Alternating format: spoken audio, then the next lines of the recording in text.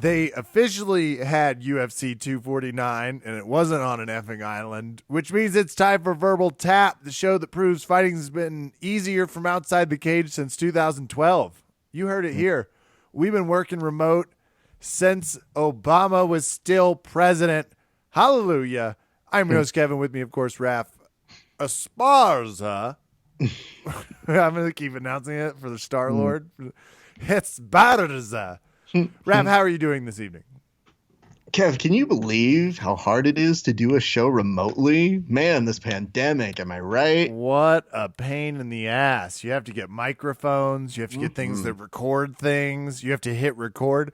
Actually, this is a funny... You do not listen to Bill Simmons, correct? No, I don't. You don't tune into a lot of the Ringer podcasts. Well, he is having to do his own recording of interviews. Can't do it. They've had to use like the horrible, terrible phone audio 4 to 7 times. Yeah, it feels good. It feels good. It feels good seeing it. Just because it's like, maybe been there. It's not. This isn't a judgment. I'm still listening, but been there. I will tell you this.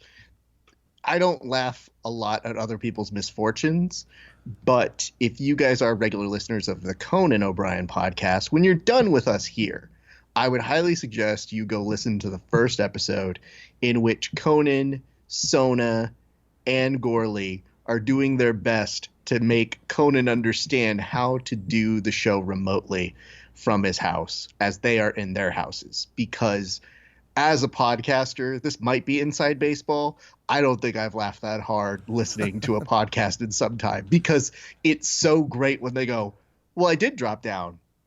No, I selected my microphone, and hearing Conan get progressively angrier about the situation when they're not even on air is about now 40% of my life. So, and it was early goings. We've got time. I mean, Yeah. you and I, what are we doing here?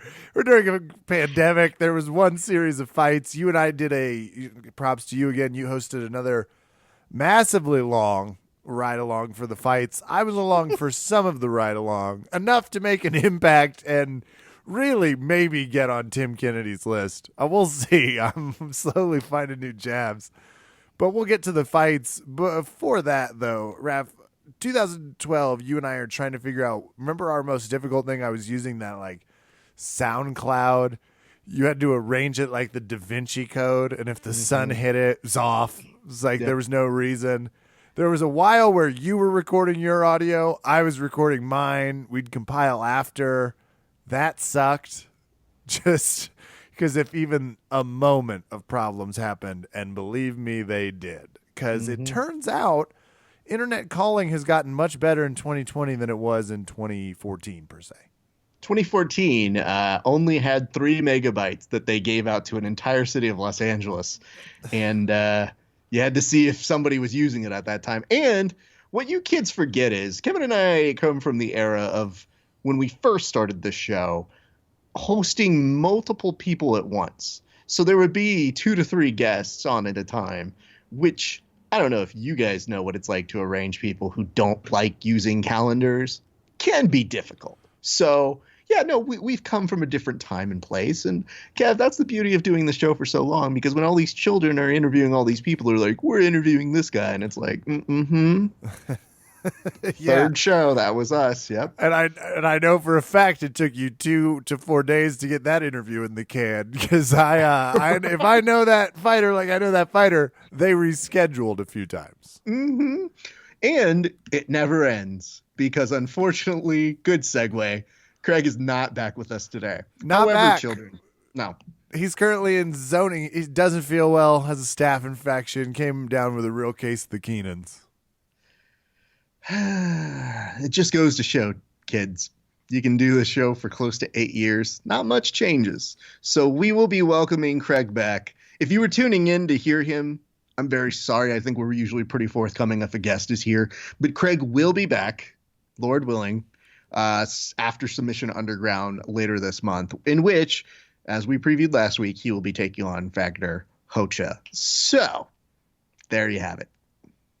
And if we know Krager like we do, he'll either come to the podcast with one of the legs of his opponent or with a public apology. So that's nice.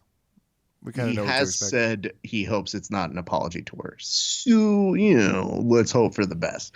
Now, Kev, maybe this is the time when we should say how the results went, because you and I were on a show together the other day, and you and I know what the results are, but maybe the guests or the people listening don't know.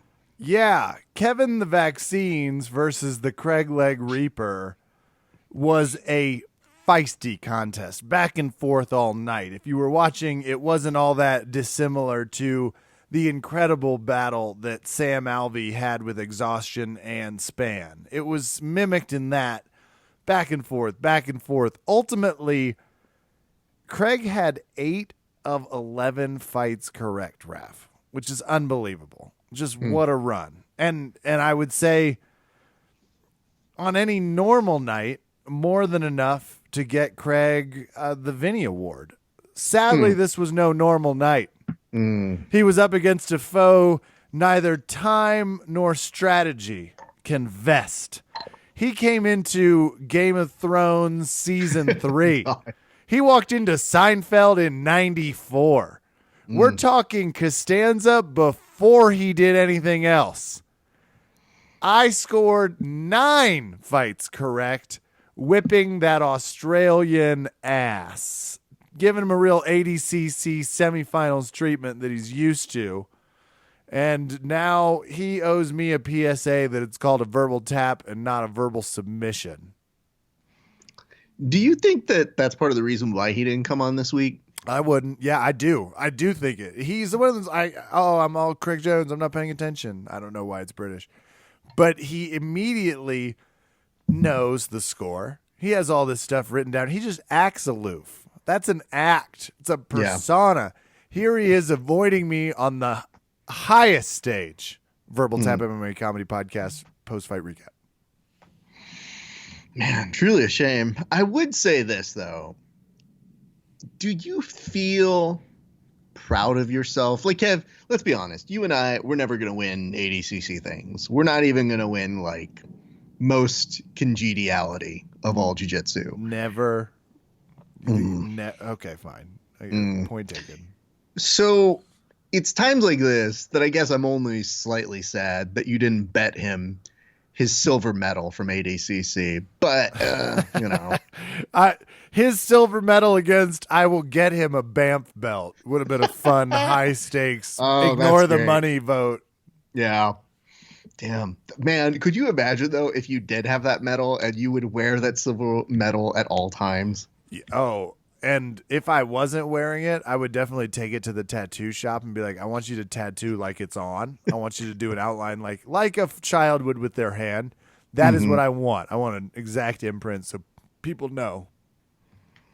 Well, Kev, I think you beat a number of people. And let's be very honest.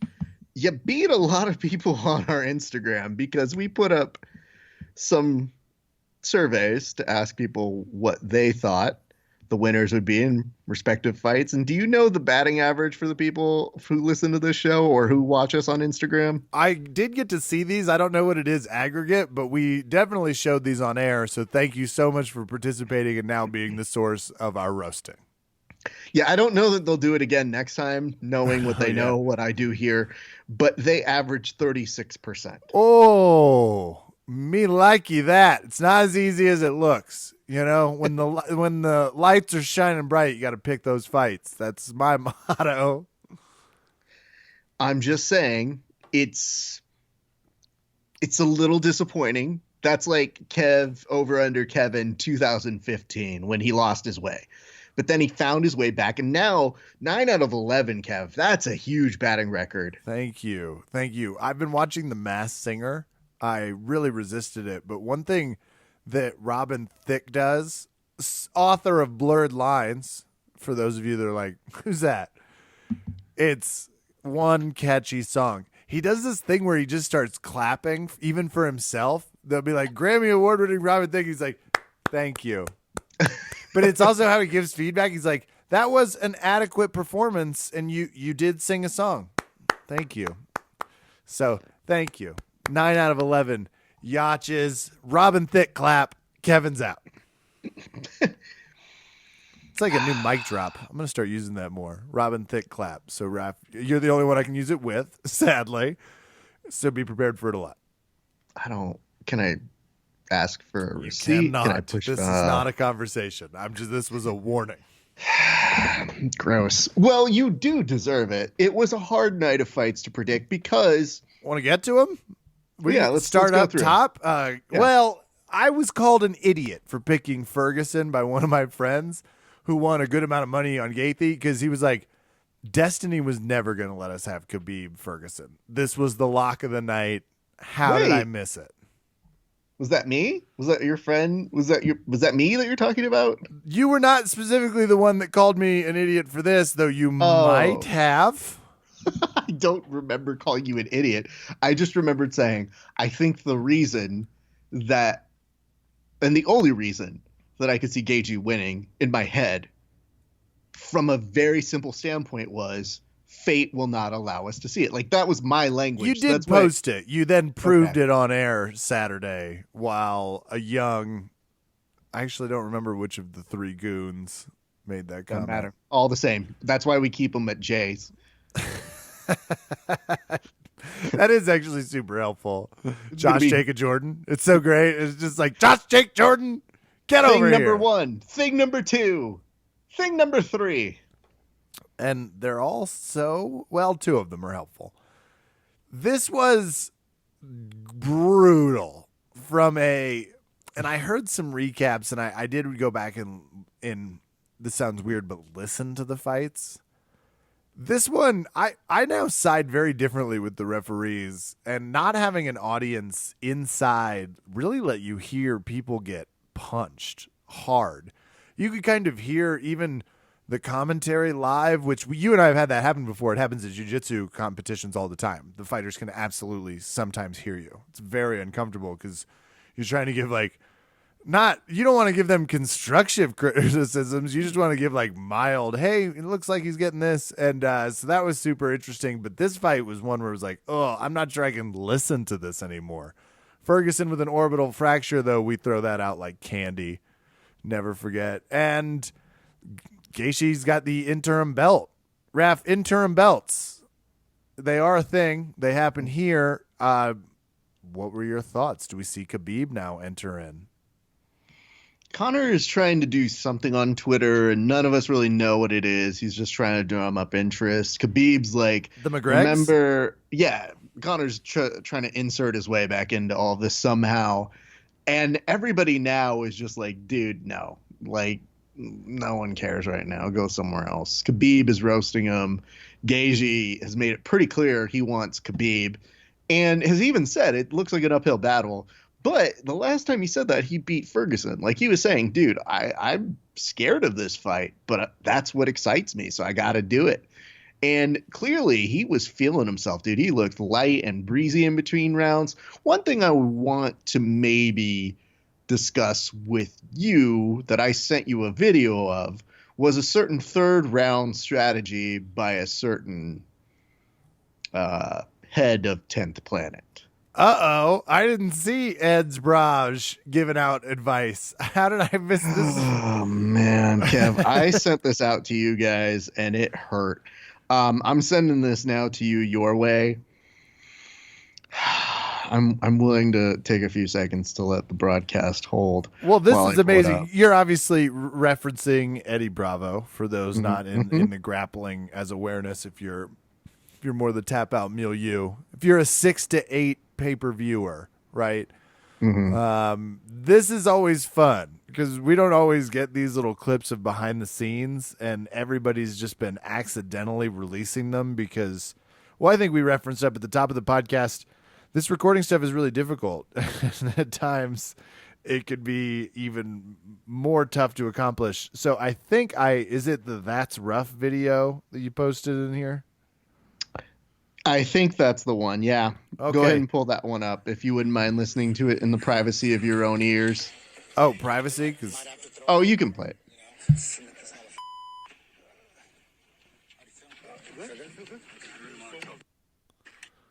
I feel good. So he asked him if he feels good, and that's a tough thing to ask somebody who's getting punched in the face, which I understand. But then he says something else. Kev, what does he say there? He says you might have to go Imanari, Hmm. which is awesome. Hmm. I don't know what to tell people. Do we have to tell people what going Imanari means? I think I know. I can assure you I can't accomplish it. I don't know, but even Tony looked really peeved at that information, and my heart just hurts for him. Going Imanari, it's like, I think I'm going Imanari, going Imanari. Imanari roll is when you spin on your spine, so you have to sit down first, kind of on your butt, and then you rotate on the axis of your direct neck and spine to invert on someone. Not a great thing to do when someone's punching the shit out of you and is a division class wrestler, which, boy, is Justin Gaethje. You talk to people who have grappled with him. The inside track is that is one difficult guy to control or to get into that type of thing, which when they're that sweaty and that bloody, Raph, would you have advised him to go Imanari roll? No, but I did tell other people. I sent that to a couple fighter friends, and I said that would 100% be me if I was coaching you and I was your corner man. You would tell me to Imanari? You and I would get into an effing argument. Even concussed. If you were like, Kevin, Imanari, I'd be like, are you fucking with me right now? What is that? Imanari who? You? Like, what? Where? All I could think of it, because I do put those into context with me and you, because we're a package deal at this point. I would be so pissed off at you while they're like stopping blood from my face. If you were like Imanari, it's like, yeah, I should invert. I should really put the blood down here. God damn it, Raph. So I appreciate the joke. I appreciate the quick laugh. Let's get back in there. All he could think about was, what would Kevin look at me? And yeah, I immediately thought you'd get into an argument with me. And you'd be like, what does that even accomplish? And I'd be like, I don't know, bro. It's not going well for you. You got to do something. So just Imanari, fuck it. Go for a leg lock. Raph, I don't got the fucking time to do that. Well, you know what, Kevin? If you do that, maybe you do something in this fight because you're fucking losing, bro. I would Imanari just to get knocked out and prove a point. It's like, don't worry. Yeah, I'll try that. It's like cue hammer fisting Justin on my face. It's like, whew, well, that didn't go well. It'd be the only time a doctor would come up to me and say, now, normally I tell people it's not your fault, but in this case, Raph, the science proves it is your fault. What?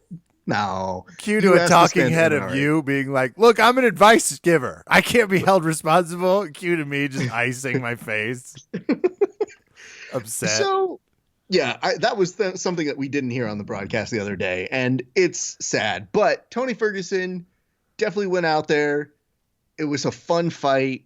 It was a little yikes just in terms of the punching prowess. If you look at the stats over for Justin Gaethje, he looks good. I mean, I'm excited about the fight of him and Khabib. I think that could be a lot of fun. Do I think Khabib still ekes it out? Yes. But do I really root for Justin Gaethje on it? 1,000,000%. That's the story I want to get behind. Now, that guy's good. That guy's I don't know how else to describe it. He's a good fighter. Now, there are some considerations. They backstage asked him how he felt. We all saw him throw the belt on the ground. He was super into it. He said, hey, man, I tried to do the jump off the cage, but I'm old. I lost my footing. Maybe I'll do it when I actually win it.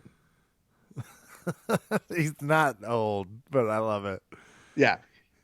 When young people say that they're old, it is a little bit of an entertaining thing. And yes, I do take into consideration fight age is a little different than age. However, as an older person, it is always humorous to me to say, yeah, Justin Gaethje, you're still a kid. You're good, bud. But Fergs there was some really interesting facts about like the last time he lost. And it was like Benson Henderson was the lightweight title holder. It's like, oh my God. When was the last time Tony Ferguson lost? And it had been basically 7 years of time. And it's just like, holy shit, that's like an entire podcast. It's like year 2, we should have been doing the Ferguson streak started chat. That would be a great retroactive hot take for us to have. Well, I wish we had started the podcast with, I bet Ferguson doesn't lose until, Trump's president. You would have, Yeah. I want to see your face in that moment. Yeah, I went back and watched the Donald Trump roast highlights the other day, and I said, "What a simpler time!" Like before Murder Hornets, And before he's doing UFC commercials. Yeah, we didn't talk about that because we didn't see that live. Did you see that live? Because I absolutely saw it. I just couldn't hear it, so I didn't want to like jump into it because I don't like to get into his BS unless I know what it is. And it was him like taking credit for UFC, basically. You're glad your fighting's back? It's like, I hate you so much. We have a lot of fighting. It's a lot of back right now. You guys, you're welcome. Stimulus check has my name on it, as does the ground in here called the mat. I know that. You know that. A lot of people are saying Obamagate, not specific. You're welcome. I will say the one thing, I'm not sure if I were president, they were like, hey, we're sending checks. I'd be like, can we put my face on them? I might have said that. But I'm an extreme narcissist. I wouldn't elect me president. I'm also only 34. Ooh, age brag. I would 100% expect you to come. And I've thought about this at one point. For you in some odd multiverse universe where I am probably your chief of staff and I have to do all the heavy lifting if you're president, you come up to me and go, Raph, what do you think about Kevin Bucks? No. I'd be really good at the speech stuff.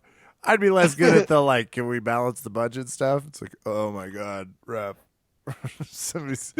Is there a military thing that needs me? No. Fuck. All right. Supreme Court, they do anything today? You don't work there. All right. I'm listening. Let's do budgets. I just figure it's you asking, how many photos with babies am I kissing today? None. Add 5, baby. Let's get out there. Those are rugged numbers, man. You got to pump those I'm numbers thinking an Anthony Bourdain-like show that starts with me as president, Raph. It's like, oh, my God, no. Again. Yeah. It'd be a nightmare for me, but... Can't wait. It's going to happen. I'm waiting. It's like, now that we've called this, I'm an alcohol problem away from serious contention. And I think I'm going to need some more money. Let's get to the next fight where... Yep. And Gaethje, I think if you were watching the UFC, I know there's been a lot of talk, and Ferguson obviously is just unbelievable, but I don't think that outcome surprised you, I, or anyone that's been watching Justin Gaethje. So, no. Still can't say his name. Cejudo knocks out Dominic Cruz, retires, which is a real Robin Thicke situation to do on the microphone. Cejudo dominant in this one. Dom Cruz is the after fight celebrity. I'm not going to say star. I'm going to say celebrity somehow. He accuses the ref of smelling like alcohol and cigarettes, hates the stoppage. Meanwhile, doesn't explain why he goes full turtle and just stops defending and he's getting hit in the face. I think it's a great job by Henry Cejudo. I was surprised. But Dom Cruz, his movement is... If you've ever driven a lawnmower, I have no other way to explain it. But they had like 5 gears. They had like the top gear, which didn't go. It went fast enough. Then they had like 1 gear down, and that gear down was torture. Dom Cruz is like halfway between gears 2 and 3. He does not look like the fighter we once watched knock out all of Uriah Faber's jaws. So I think can they both retire? But fun fight and. Little weird to see Dom Cruz continue to kind of struggle in there. Welcome back to the flyover states pandering moment of the podcast. Yes, Kevin, thank you for the lawnmower. You're welcome. Aside. That is all pandering. That was what my brain went to. Yeah. You used to have to mow a lot of lawn. Well, here's what I'll tell you. It was fun to see Dominic Cruz back in there. They talked with Cejudo. He said the retirement's for real. We'll take him at that for now, but I think in the back of all of our minds, we're like, doesn't this just mean more money? And if it does, kudos to him, because I think that's the kind of thing that gets you more attention. What is more king cringy than pretending to retire And in a sport, aka combat sports, period, where you just don't even care if people retire anymore. So kudos to you, dude. You're at the peak of your career. It makes no real sense, but if you're done, then okay, cool. Having said that, they did show, I think, a different angle of Dominic Cruz's footwork, and he does like 2 back-to-back feints, and it looks so beautiful when Cejudo times it out with the knee, and he could almost feel it. So I would say that Dominic Cruz's footwork is still good, especially for somebody his age. I just think that instead of doing some feints there, it kind of looked, it's so weird in that like slowed down speed where you could see it happening and go, yeah, that's of course what was supposed to happen. However, Dominic Cruz, maybe we should update you on this. I don't know that you saw these, Kevin, but Dominic Cruz was saying, yes, I sent you this, that the referee smelled like what, Kevin? Alcohol and cigarettes. Which all I could think about is just him being like, it sounds like the most 1920s accusation anybody's ever thrown. Well, the referee smelled of jazz cigarettes and booze. I was surprised he threw cigarettes in there. I was like, whoa, did he smoke? Like, I don't. Alcohol would obviously be a problem. And this is, again, I wish I could give my unfiltered bias about this fight, but I watched 4 of them over again to hear it. Yeah. And this was one where hearing it was like, I'm with the ref. You've got to defend yourself better, because what I heard was gross. Well, the other thing to consider is this. When I saw it, I saw that he was getting up. And it is unfortunate when a fighter is trying to get up. It's that little part that I think would be open to interpretation, even the like shadiest lawyer in the world, where you say intelligently defend someone. It's just watching someone take that absorbed set of punches, even if they have no real oomph to them, it still doesn't look fun. And if it looks like you're trying a tripod with your arms to get back up and you're just absorbing those blows and not finding a way to fight back or do anything significant that protects yourself, I kind of understand if they have to call it. And I'm okay with it. It's just disheartening because I did root for Dominic Cruz in there. I thought that would be a great story. And more importantly, in maybe some way, it might be for the best. And hear me out here, listeners. Dominic Cruz isn't going to go out on that fight now. So maybe we get to see what he's really made of again. I think there's great things to be seen in comeback stories. Obviously, he's already got a legacy that's really, really solid in that division. If he really wants to keep up and just come back and fight, then I'm good for a few more fights. You know, I'm gonna stamp that little Subway return, get one free card for him that we still keep extending to Diego Sanchez for whatever reason. But yes, I'm going to give him another stamp on his card, and I'm going to say, you can come back. And he said already, he's like, dude, I'm not done. Now, it's the response by the ref, however, Kevin, I think that did me in. Oh, my God. Yeah. Coming out blazing with, what do you want to reveal? Well, I think it's pretty impressive when you get the referee to actually respond, because most referees just kind of take it on the chin. They normally don't. They rarely give a public presser back. And if they do, it's never really sarcastic in tone. It's at least measured. But this was Keith Peterson's response, and it says, Dominic Cruz, I thought by stopping the fight, I stopped you from getting CTE, but I guess not. So, yikes. That is, first of all, you don't get a lot of CTE jokes. Yeah. You don't, it's not a well people go to tremendously. And you can always watch any number of Aaron Hernandez documentaries to find yourself there. But bizarre flex by Mr. Scotty here. I would argue this is what happens when you hold a fuck COVID, it's 2020 and we're in Florida fight. This is what you're going to get, a Florida reaction to some of this stuff. And this is so good. It's very Florida. Doesn't happen. I can't remember a time someone did this. Yeah, man. There's been times we've had some refs explain their decision, but never with Yep. the cattiness of someone on the show Too Hot to Handle. There's another Netflix reference there for you. Oh, wow. I want to say, Mm. would you like to inform the people or? I just wanted to say one last thing, which is Dom Cruise went on the next day. I think it was Ariel Show or another interview series, and definitely said, yeah, no, he's standing by that. And I couldn't help but say, man, Dom's taking L's all weekend long. You know, just it's a rough one, dude. He got roasted by the ref somehow. He lost the fight, and now his ref's like, no, we're doubling down. We're gonna roll into the Monday with this. He's got a game with Megan O'Leary that he's losing at Battleship currently. It's just not going well for him. It's not his week. Francis Ngannou, I thought briefly Rocky Ford Rosenstruik. There was a brief moment. This is honest. You can always go back to, I don't know what hour in the broadcast it was.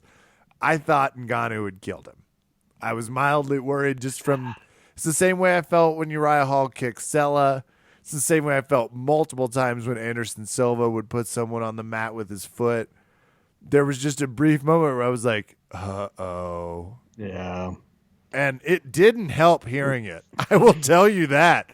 I almost threw up when I heard the fist connect. I was like, because it took a second, just a second, where the mics really go. And I'm the person that like rewinds 5 seconds over and over again. I did the same thing with Community with several of the Dean entrances. That's a lighter version of this. Ngannou is such a beast. I'm ready for him and John Jones. Is that a thing we can do? Just like weekly till Ngannou wins? Man, I still can't get that out of my head though. And it did set off a little bit of a set of fireworks, if you would, because DC, they famously made that meme where it was him looking at the fight and going, whoa, no, I don't want to fight that guy. And DC was saying, you know, hey, Stipe needs to get on this. And Stipe's like, dude, I already told you I'll fight. I'm just in the middle of some shit. Just tell me. It's hard to train because everything's locked down. What do you want me to do? I need 12 weeks and I'll be ready. And DC kept goading and goading. And Dana got in on the fun. And Dana was like, yeah, you know, Stipe really needs to get his shit together and figure it out. I was like, wait a minute. You mean Conor McGregor, who didn't defend at all, got that nice little free ride to be essentially a champion for 1,000,000 days? And Stipe's like, yeah, I'll fight him, dude. It's just kind of a bad time. So when do you want to make it happen? Stipe's a firefighter. It's worth mentioning. And you are raising a very interesting part. And I always get surprised when Dana's a hypocrite. That always punches me in the gut like a shock. But he did let Conor, and if I could, you know, just give him a little credit here, he was busy making all that money with that Floyd Mayweather fight. Raph, what's a guy supposed to do? Think he's making any money from some Cleveland Fire Department? No. This is about capitalism. You got to wear a tap-out shirt to own a tap-out shirt, and this is Dana's position. It's like, well, fuck that guy. This makes more sense. That guy was doing whiskey. What? Now, here's the good news. Because DC was going off and doing all of that nonsense, it does appear that they did get Stipe to agree to fighting him next. So, if anything, in retrospect, Kev, if we look at it with some open eyes, the Francis Ngannou knockout makes us all go, yikes, and makes DC go, man, I better call out Stipe like 3 times as much so I don't have to fight this guy. And all of a sudden they go, yeah, he's in. Whew, thank God. No shit. So just in the credit nick of time. to DC on that one. He played that hand masterfully because even Stipe is kind of circling around retirement. So both of these guys are probably like, yo, bro, we've done it. We don't need to do this anymore.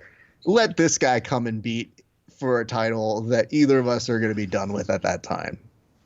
Everybody wants to Cejudo out, you know, win the title, retire. It is funny, Cejudo's version. There's so many fighters in that bubble right now, and fighting's such a more difficult sport to analyze when somebody's time has come because they fight so infrequently. right? We've seen DC, but DC was looking well fed. That version of DC on the broadcast. We're not talking about can make 205 DC anymore. So he's only staying, I assume, in that big guy broadcast weight shape. Hey, you know what? They are not socially distancing that crafty table. Okay? Hell no. You can Tell you sell that much. that craft table. He had his own basket. Mm-hmm. Joe never eats his. Everybody knows that. Little Which, heathen. by the way, Yeah. Before we go there, let's address this whole, I guess, Joe in the commentary booth thing. I said this on the broadcast, but the interviews. The interviews was one thing, but they started off the broadcast where they were all next to each other, and they were all at about the length of a middle high school dance away from each other. And then they progressively got a little closer. Then they went to their respective corners. And then before you know it, they were in the actual octagon with Joe Rogan interviewing them. Did you hear why he was doing that? No. Joe Rogan basically said, he's like, well, I figured since we already got tested, I was going to go in there and interview them because I want to look a person in the eye after they fight.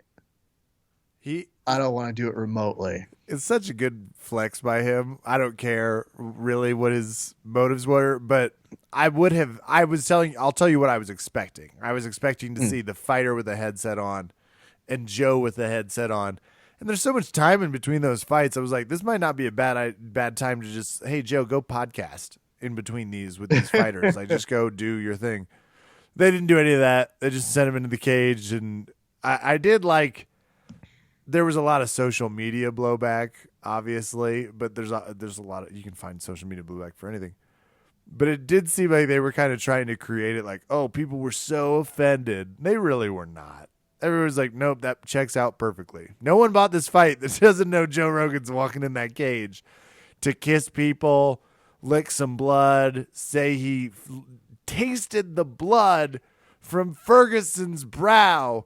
It was the blood of a warrior and a guy I'm honored to know. It's like, the question was, were you surprised by the loss? And he's just like, yeah, loved it. Blood. It's like, okay. So I just thought it was Joe being Joe, but sure. This is the only part I have about live sports, Raph, and I was a Debbie Downer on the broadcast, and I'll do it here around minute 40. That's the thing that frustrates me about this. Is Joe Rogan and the broadcast team, as well as, okay, so did we need the cage girl then? She had to be tested? Oh my God, this feels a little excessive to create a product. It's like, you did not go pirate ship bare bones here. You still did a lot of what you would normally do. We're really going to waste like 400 tests on fights, including Greg Hardy and DeCastro. Like, we're going to have all 11 fights still. This is, and I'm not against having the fights. I do want to try and come up with a compromise here if people are demanding it. But wouldn't the compromise be, we're going to do 5 of the best fights we can match up? And then we're going to do 5 of the best fights we can match up. This feels just a little ignorant right now to me, based off of, like, this is a lot of tests so people can fight. Hold on. Let me get something straight here, Kevin. You think that this plan is not super well thought out? I certainly didn't make it one coach. You can bring one coach. No. If I'm going to infect my fucking team, I'm going to infect my whole fucking squad. It was remarkable. It was really, for anyone protesting, we don't have freedom. All right. I mean, you aren't rich enough for it, maybe. You aren't good enough to fight for it, but people have got it, and it's alive and well. All right, here's a little thing.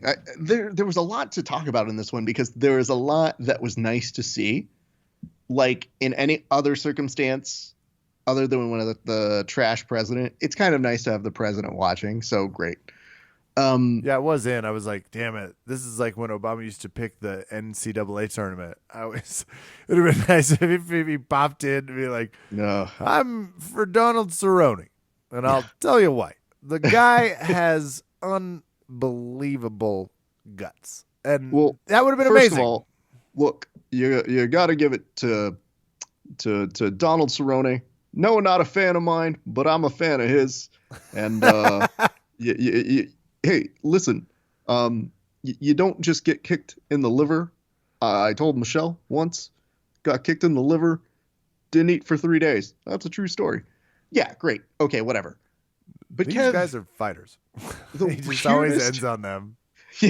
the weirdest part to me was the fact that the UFC was making all of these contingency plans. So they said, all right, we're going to take our normal staff and bare bones it. And I said, what is that number? And the response is 80. So, okay, 80 people there. It does look like they did their due diligence for the broadcast team, even though that was weird. They weren't in masks, and I kind of get there's a lot to go over, and I say, we're learning as we're going. That's fine. What's interesting and unfortunate is the actual language in which people had to sign a waiver. Now, we know that this is going to be a thing for us going forward, especially for combat sports. There's going to be an underlying theme of, well, you know the danger you're getting into, but don't you want to fight or combat grapple? Come on, sign the waiver. You're not going to get it. You're a child. You're fine. That's the sort of mentality we're going with here. What is interesting is that the UFC had not only the fighters sign that, and there is a no disparagement clause. So that means that if a fighter gets tested and they feel something was not right about that testing, or they speak out about that testing, or Lord forbid, maybe they get something, they aren't allowed to say anything disparaging about the process. When Dana was pressed about that during the press conference, he turned it around to yell at Steven Espinoza.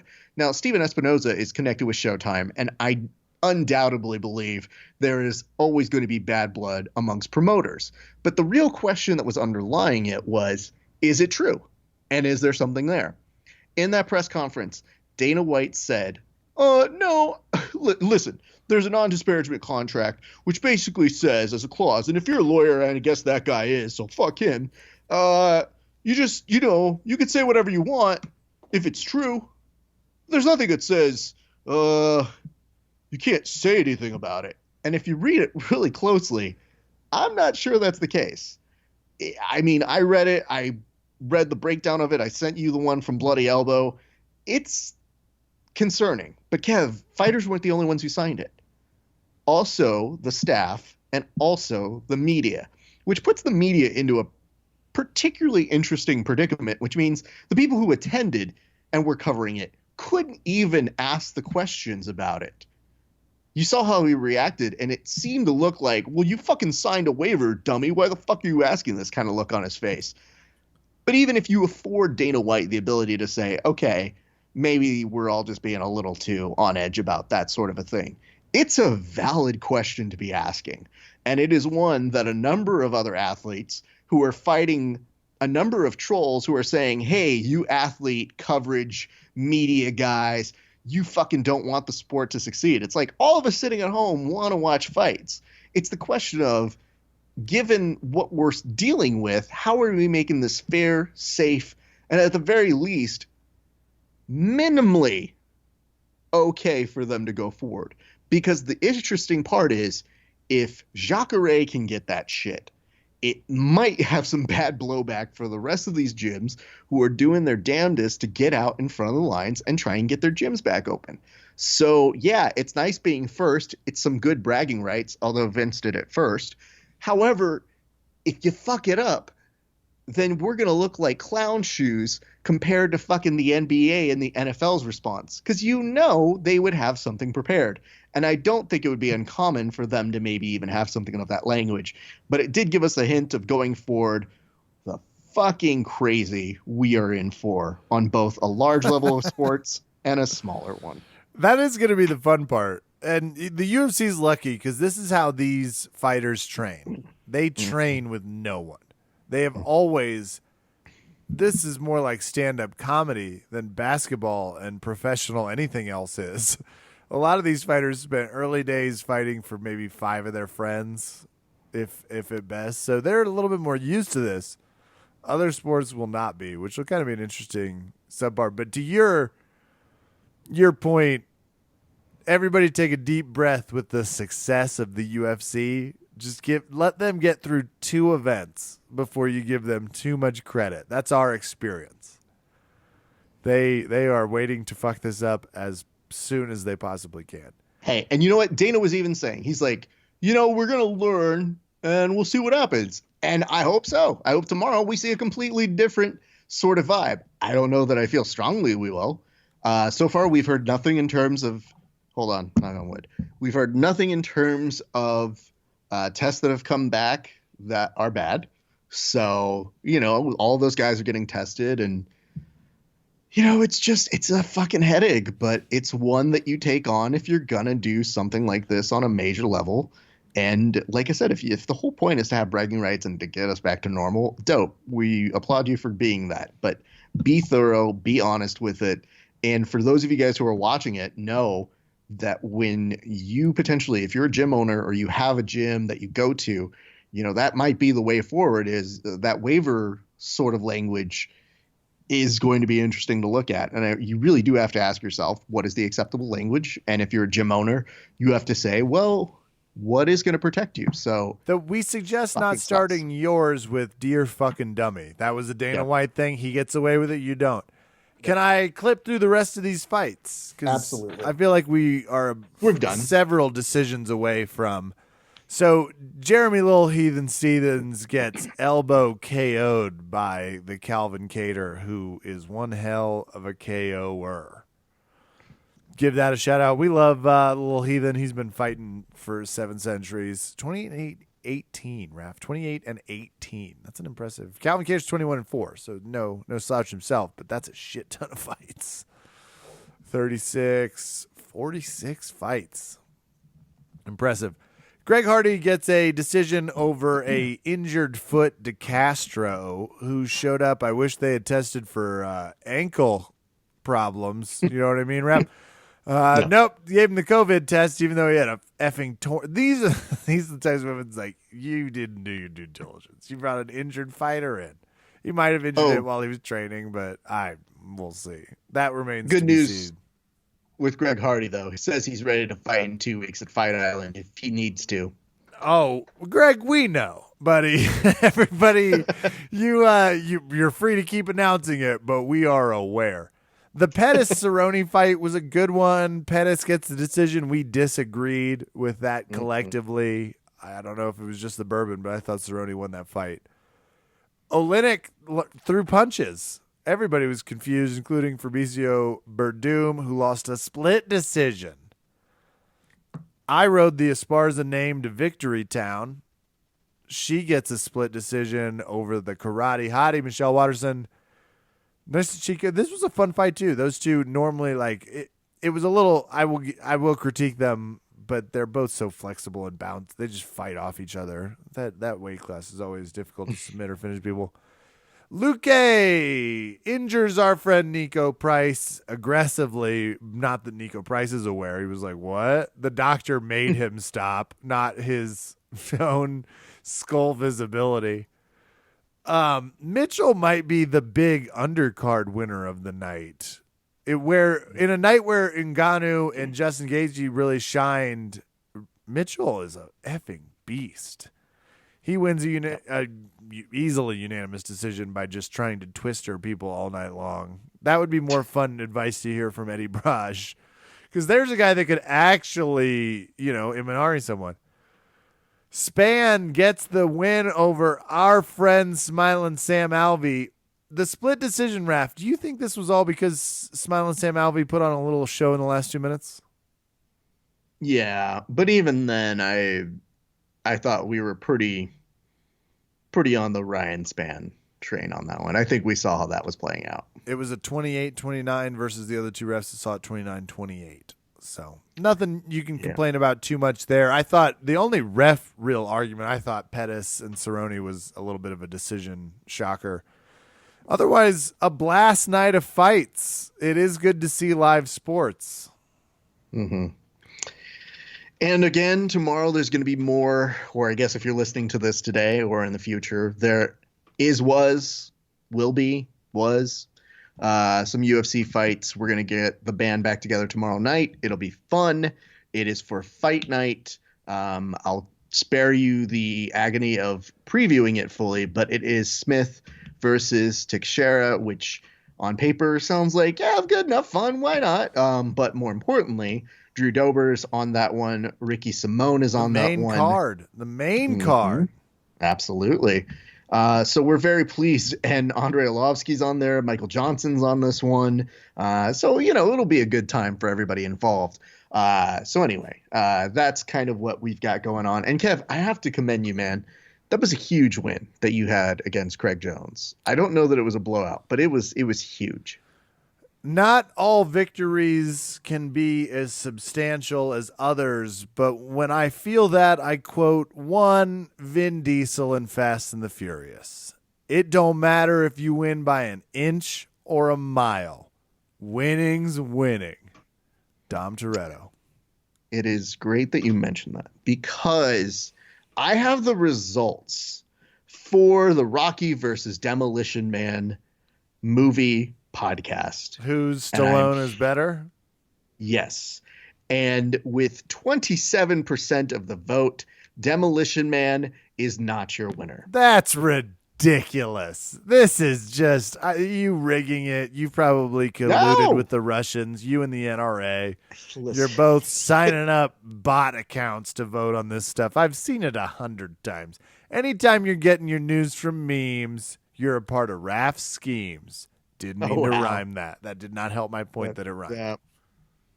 I have the names of the people, and they are actual people. But I will tell you this. 73% of Americans understood what a true American movie is. And they understood that Rocky IV is superior. Or is it just my argumentation? I don't know, Kev. I'm just saying. A lot of people willing to overlook a height difference, in my opinion, and a steroids advantage. But sure. Tiny Rocky Balboa was able to somehow really modern day David and Goliath himself pass a victory. Sure. Kev, were you part of the commission in the 80s? There was a lot of different matches that we had back then.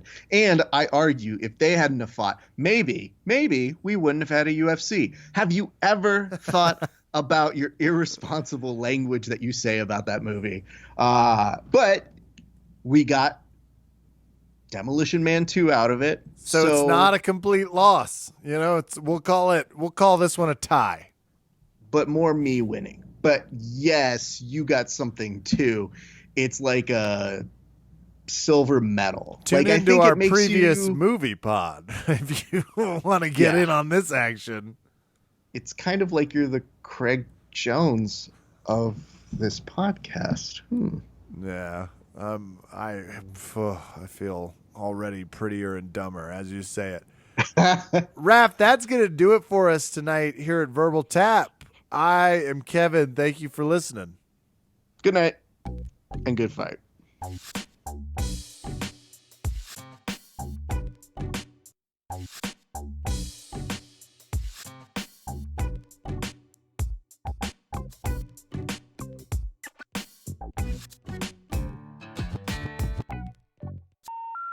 The number you have dialed has been changed. The new number is... Please note, the new number is